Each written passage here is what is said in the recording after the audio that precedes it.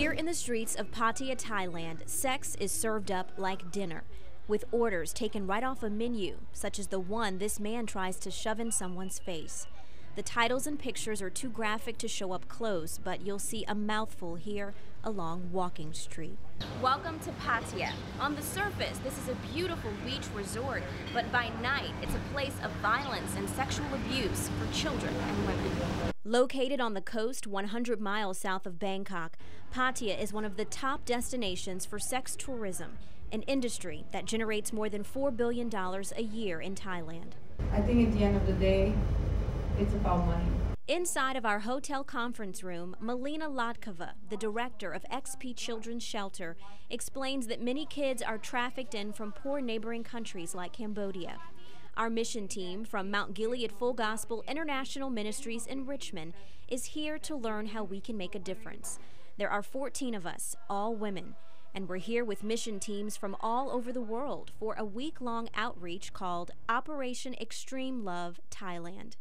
The laws against child abuse are so lenient that Pattaya has become the perfect destination for pedophiles and those addicted to child pornography. So people who have suppressed that all their life, suddenly for $800 can come here on a plane, buy a child for 1,000 baht, which is $30, and spend an hour with that child and do whatever they want. Children as young as 6 years old can become victims of rape, abuse, and neglect. Out of the 2.8 million sex workers in Thailand, a 2004 study shows nearly 30% of them are under the age of 18. This is one of the darkest areas known for pedophilia and child pornography, and so we want to be a light in the darkness. Sarah Ricketts and her family moved to Thailand from Alabama, and they're opening a safe home for kids called the Bridge Children's Center. If your mom is a prostitute and she lives above the bar and you live with her, when mom's working, it's pretty hard to sleep. It's pretty hard to feel safe. The Bridge Center will serve as a daytime preschool and a nighttime child care center. Our team had the chance to roll up our sleeves, pull out the paint, and get to work as the Ricketts transform this vacant building into a place full of hope and a future. We also hit the streets. Many young women from small villages come to Pattaya based on promises of a good-paying job, only to be tricked into prostitution. The bar girls, as they're called, earn about $14 a night.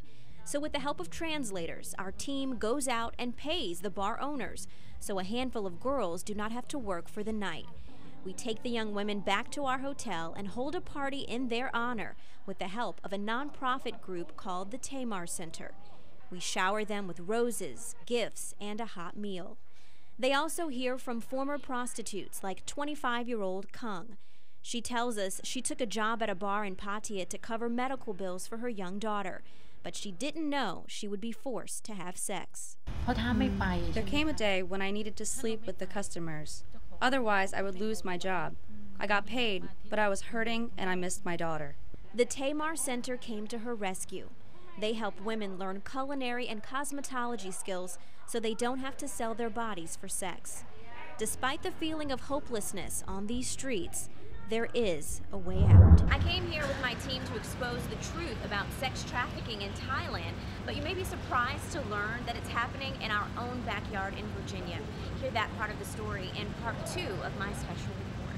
Reporting in Thailand, Amy McLean, 8 News.